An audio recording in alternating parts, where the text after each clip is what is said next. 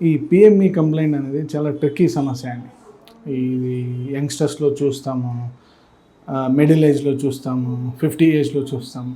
యంగ్స్టర్స్లో ఎవరైతే habitual masturbation complaints ఉంటాయి, smoking, drinking ఇలాంటివి ఉంటాయి. మిడిల్ ఏజ్లో కూడా ఆఫ్టర్ మ్యారేజ్ ఈ కంప్లైంట్స్ కూడా చూస్తాము. తర్వాత వచ్చేసి 50 ఏజ్లో వాళ్ళకి హార్మోనల్ ఇంబ్యాలెన్సెస్ వల్ల చూస్తాము. థైరాయిడ్ లాంటివి కానీ, లేదా టెస్టోస్టెరాన్ తక్కువ అయిపోయినప్పుడు కానీ, ఇంకా ప్రోస్టైటిస్ కంప్లైంట్లు చూస్తాము.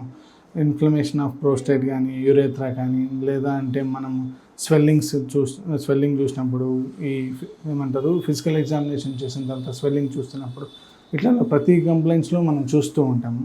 వీటిలో ఏమవుతుందంటే డైట్ ఫస్ట్ మెయిన్ టాస్క్ ఉంటుంది. డైట్తో పాటుగా మనం ఏం చేస్తున్నాము, పాజిటివ్ ఇంపాక్ట్ ఉందా లేదా, తర్వాత ఇద్దరు పార్ట్నర్స్ మధ్య కోఆపరేషన్ ఎట్లా ఉంది, కమ్యూనికేషన్ ఎట్లా ఉంది, వాళ్ళ ఎమోషనల్ బ్యాక్డ్రాప్ ఎట్లా ఉంది, ఇవన్నీ కూడా పరిగణలోకి తీసుకోవాల్సి ఉంటుంది. మెయిన్గా డైట్లో వచ్చేసరికి ఎక్కడైతే బ్లడ్ సర్క్యులేషన్ మంచిగా అవుతూ ఉందా లేదా, బ్లడ్ సర్క్యులేషన్ మంచిగా అవ్వడానికి ఏమేమి ఎడ్యుకేషన్ తీసుకోవాలి, లేదా నైట్రస్ ఆక్సైడ్ సరిగా రిలీజ్ అవుతుందా అవ్వలేదా, లేదా ఇంకా ఎక్కడెక్కడైనా ఎటువంటి థికనింగ్ ఏమైనా అవుతుందా, లేదంటే నర్వ్స్ ఏదైతే ఉందో అవి చిన్నగా ఉంటుందా, అవన్నీ కూడా ప్లాన్ చేసుకోవాల్సి ఉంటుంది. డైట్ పరంగా వచ్చేసి మీరు సాల్మన్ ఫిష్ కానీ, నార్మల్ ట్యూనా ఫిష్ కానీ, ఓట్స్ కానీ, గార్లిక్ కానీ, ఆనియన్స్ కానివ్వండి, పంకిన్ సీడ్స్ కానివ్వండి, ఆయిస్టర్స్ కానివ్వండి, ఓట్స్ కానివ్వండి, ఇక్కడ రకరకాల డైట్తో మేము చెప్పిన విధంగా మీరు ట్రీట్మెంట్ తీసుకోవాల్సి ఉంటుంది.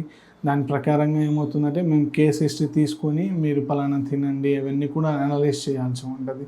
దాని ప్రకారంగా రూట్ కాజ్ ఏదైతే ఉంటుందో, మెయిన్లీ యాంగ్జైటీ ఇష్యూస్ కానీ, టెన్షన్ రిలేటెడ్ థింగ్స్ కానీ, స్ట్రెస్ కానీ, లేదా హ్యాబిట్స్ కానీ, ఇవన్నీ కూడా మేము చెప్పిన ప్రకారంగా చేయాల్సి ఉంటుంది.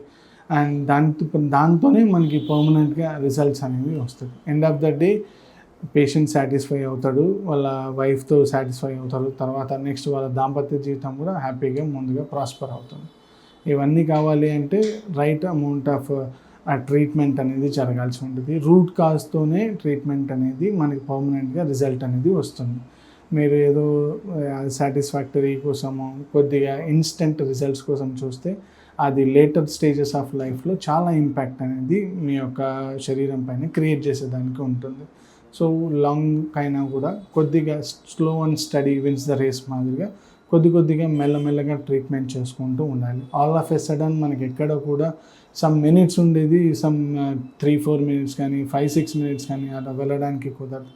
గ్రాడ్యువల్ ప్రోగ్రెస్ అనేది ఉండాలి అండి. 30 seconds to 1 minute ఇంప్రూవ్మెంట్, ఆ 1 minute నుంచి ఇంకొక 1 minute ఇంప్రూవ్మెంట్, అలా ఇంప్రూవ్మెంట్ చేసుకుంటూ మీ యొక్క పార్ట్నర్ మధ్య కమ్యూనికేషన్ పెంచుకుంటూ, ఆ బాండింగ్ పెంచుకుంటూ ఒక హెల్తీ లైఫ్ స్టైల్తో ముందుకు వెళ్ళడానికి హోమియోపతి అనేది best option. And we suggest you Doctor Care homeopathy for that best treatment అండి. Thank you.